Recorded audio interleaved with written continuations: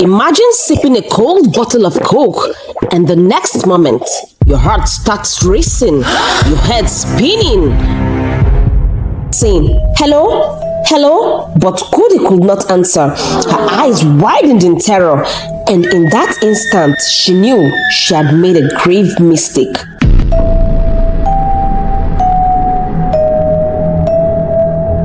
Kudi struggled, kicking and twisting, but the man's grip was like iron. The other one in front backed. Keep on quiet, he said as he pressed harder on the accelerator. The car left the main road and turned into a narrow path swallowed by thick bush. Kudi's heart pounded. Tears rolled down her cheeks as she fought to breathe. She tried to scream, but it came out muffled. The phone that could have saved her now lay on the car floor. The men laughed coldly. She will soon calm down, one said. Kudi's mind raced. This wasn't a job. This wasn't makeup. It was a trap. And as they rode deeper into the bush, she knew she was being carried into a place where no one might ever find her. Back in Erua, Mama paced restlessly. It was already noon and she's yet to hear from Kudi. She should have reached her destination by now. She dialed again. No answer. Worried, she called Bammy. Have you heard from your sister? No, Mama. Not yet, he replied. Oh yeah, check that thing you put for her phone, she urged. Bammy quickly opened his WhatsApp. His heart sank. He had been disconnected from Kudi's live location. To make matters worse, when he dialed her number, it now said, not available. A phone that had been ringing just minutes earlier. He stood up slowly, confused, his chest tight. He didn't know what to think. Trying to calm himself, he muttered, maybe it's network. I'll wait a little longer. But deep inside, a fear he couldn't explain had already taken root. The car finally screeched to a stop deep inside the bush. Kudi was dragged out, her legs stumbling on the rough ground. They tied her hand and pushed her forward until they arrived at an old hut, its thatched roof sagging, the mud walls cracked, and the wooden door barely hanging on its hinges. Inside, the air was damp and smelled of rot. Sit down! One of the men backed, shoving her into a dark corner. Kudi's chest rose and fell fast. Tears streamed down her face as she whispered to herself, Mama, Bammy, please find me. The men laughed among themselves, speaking in low tones about the delivery and the buyer. Kudi's fear grew colder. This was no ordinary kidnapping. Something darker was waiting for her. Moments later, the men returned to the hut. Without a word, they pulled Kudi up and forced a sack over her head. Her muffled screams filled the small space as they dragged her outside. She had been sold. Back in Erua, the sun was setting. By 6 p.m., Mama had grown restless, pacing the compound. Still no call. Still no message from Kudi. Bammy could no longer sit still. He rushed to the police station and laid a complaint. My sister traveled this morning for a job and we haven't heard from her, he said, breathless. The police officer leaned forward. Do you have the contact or address of the person she went to see? It was at that moment that Bammy's stomach sank. He realized their mistake. They had trusted too quickly. They had no address, no full name, just a Facebook chat. The officer sighed. She cannot be declared missing until after 24 hours. Bammy stepped outside, his chest tight. Every second now felt like a blade pressing deeper into his heart. It was 9 p.m. and night had swallowed the bush. The men dragged Kudi through the bush, her head still covered with a sack. She stumbled as they pulled her deeper into the darkness. She could barely breathe, her sobs muffled inside the car's fabric. They shoved her into the back of a waiting vehicle. She heard the engine roar to life and the screech of tires as the car sped away. The vehicle drove for what felt like an hour through the bush before it came to a halt. Rough hands dragged Kudi out and led her to a lonely house hidden in the thickets. Inside, Dr. Egabi was already waiting. He thanked the men coldly, then grabbed Kudi himself. Dragging her toward a dark room with iron bars on the window, he shoved her inside and locked the door. Kudi's heart raced. From within the sack over her head, she heard soft sobs. She crawled toward the sound and whispered, begging someone to help remove the covering. A gentle hand pulled it off and loosened the ropes on her wrists. "Welcome," the woman said quietly. Kudi blinked, her eyes adjusting to the dim light. 6 other women sat scattered in the room, all exhausted, their faces stained with tears. "My name is Kudi," she whispered. "How long have you been here? What do they do here?" The woman sighed. "I am Buki. A man I was chatting with lured me here. I think I've been here for like 5 days." Before she could say more, the door creaked open. 2 fierce-looking men in black stormed in and dragged one girl out.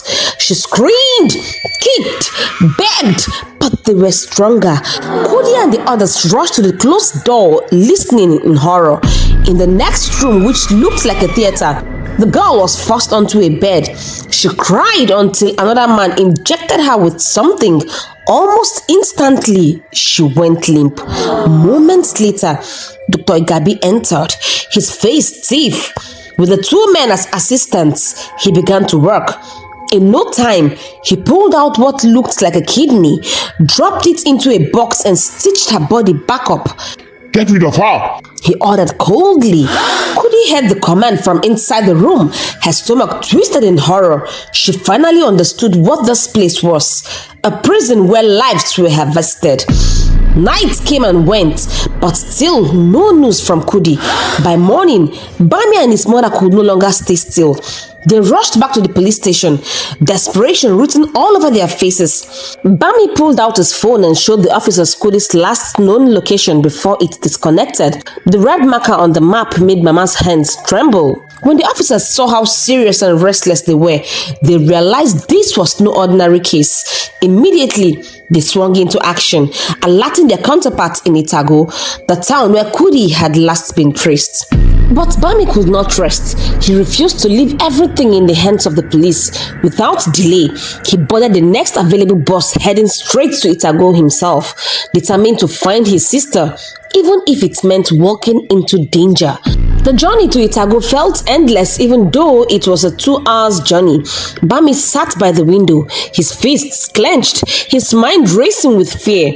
By the time the bus rolled into town, it was almost evening. He headed straight to the Itago police station where officers had already been briefed. He gave them all the little details he knew. Kudi's last call, the Facebook message, the suspicious job.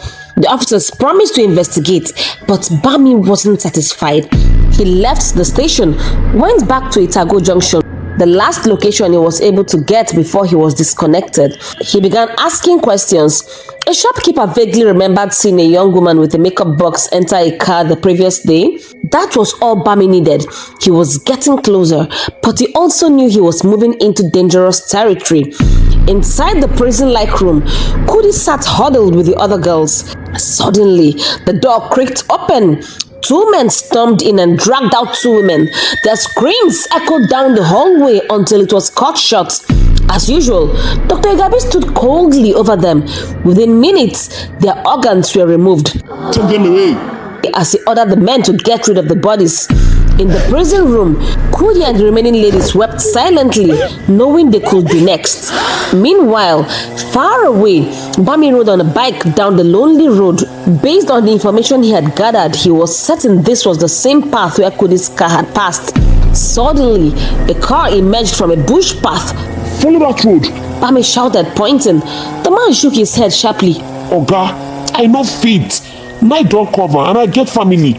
Bammy begged, even offering to triple the money. The rider grew angry, stopped and snapped. "Oga, calm down. I dey go back my house." With no choice, Bammy got down and watched the bike speed away. Alone, he turned on his torchlight and began walking toward the bush path where the car had come from. His heart thudded, but his gut told him he was on the right track. As he swept the torchlight over the ground, something shiny caught his eye. He rushed forward. There it was, shattered, battered, but unmistakable. Kudi's phone. Bammy froze, his chest tightening. He had just stepped onto the trail of something darker than he could ever imagine. As As he looked at Kudi's shattered phone, he knew he was close. His guts told him if her phone could be found here, then somehow she must have passed this way. Maybe she was even nearby. He kept walking, though aimlessly, guided only by instinct. Then suddenly he froze. The distant roar of an engine. A vehicle was approaching. Quickly, Bammy darted into the bush and crouched low. From his hiding place, he watched as the same vehicle he had seen earlier drive out of the bush path. His mind raced. Why would a car be coming here at this hour of the night? Curiosity burned in him. He followed, not on the main road, but through the side of the bush, running parallel so they wouldn't spot him. Then luck came. The vehicle stopped. Two men stepped down, careless, to relieve themselves. Seizing the chance, Bammy crept forward and slipped under the vehicle, gripping tightly onto the undercarriage. His heart thundered as the engine roared back to life. Every bump and turn shook his body, but he held on, praying he wasn't making a stupid mistake. Yet, something inside told him this was the right thing to do. After about 20 minutes, the car finally came to a halt. Bammy's pulse quickened. Had they noticed him? But no. The man stepped down casually and began walking toward the house. Bammy slipped out from under the car and looked around. The compound was eerie, abandoned. The walls cracked, the yard overgrown. He swallowed hard. He didn't know who these men were. He didn't know what awaited him inside, but he knew one thing for sure. If there is a house in the middle of the bush, then he's not being stupid. Moments later, the wooden door of the house creaked open. Out stepped Dr. Egabi. Even in the dim light, he was unmistakable. The bald head with just a few strands of hair gave him away. Bammy's eyes widened. Is that not Dr. Egabi? He froze, unable to breathe as he watched the doctor casually walk to a waste bin, dumped something inside, then disappeared back into the house just as quickly. Confusion gripped him. What is Dr. Igabi doing in this bush? In this house? At this hour? Desperate, Bammy pulled out his phone, but the screen showed no bars, no signal. He clenched his teeth in frustration and began circling the compound, lifting the phone toward the sky in search of network. That was when he heard it, faint, haunting, a voice, a woman, singing and crying at the same time. Bammy froze. The sound came from a barred window high on the wall, heart pounding. He slipped his phone back into his pocket and looked for something to climb. He found an old bucket and dragged it under the window. Balancing carefully, he rose and peered through the darkness. It was too dim, so he flicked on his torchlight and then his breath caught. There, huddled together were Kudi and 3 other women, their faces streaked with tears. Kudi! Kudi! He whispered, his voice trembling. But before he could say more, the bucket wobbled under his weight, cracked and collapsed. Bammy crashed to the ground with a loud thud, the noise echoing through the silent night. Inside, the singing stopped. Outside, his heart raced. He had been heard. Dr. Igabi and the 2 men froze. They had been sorting human organs, packing them neatly for delivery when the crash echoed through the night. Their eyes widened. Go and check out that sound. Igabi backed. Immediately, the 2 men sprang into action. One rushed toward the prison room where the girls were locked. The other stepped outside, gun in hand, scanning the compound. His eyes fell on the shattered bucket directly under the barred window. He stiffened, pulled out his phone and whispered, Oga, it looks like we've got company. After dropping the call, he prowled the compound, torchlight sweeping the shadows. Meanwhile, Bammy crouched inside the waste bin, the stench choking him. His hand brushed against something wet, blooded gloves, cotton wool, torn clothes, all soaked in dried blood. His stomach turned. Fear surged through him as he pulled out his phone. To his shock, network signal. Quickly, he dialed the Itago police and whispered what he had seen. The officer on the line told him to keep the phone on. Leave it right there. We will track your location. Bammy left the phone hidden inside the bin and slowly pushed the lid aside. The silence outside gave him courage. He stepped out carefully, desperate to escape the smell before it killed him. But as he straightened, his heart stopped.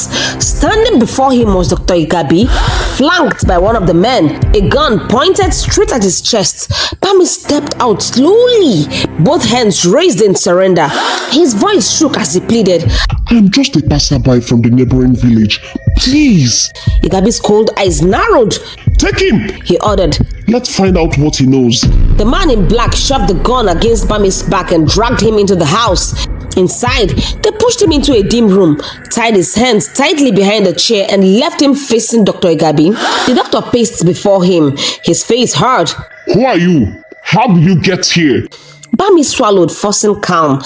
I be farmer from the next village. My bicycle tire flat, so I just leave am for road say make I waka dey go back, make I pass through the bush. Igabi studied him closely, suspicion flickering. Bammy kept talking, spinning more excuses, piling up rubbish, all to buy time. Igabi didn't know who this stranger really was, but Bammy knew him. Oh, he knew him too well. The famous Dr. Igabi of Eruwa community. Dr. Igabi narrowed his eyes as Bammy rambled on with his farmer's tale. He wasn't buying it. Enough! He snapped. Take him to the theater. Bammy's heart sank as they dragged him onto the cold stainless steel table. Igabi pulled on his gloves, his tools ready, and just as he was about to begin what he knew best, a noise broke out in the compound. Igabi froze. Check it out! He backed. The two men rushed outside, and their eyes widened in shock. Police officers surrounded the compound. One of the men tried to raise his gun, but a single shot dropped him instantly. The other trembled, surrendered, and threw his weapon aside.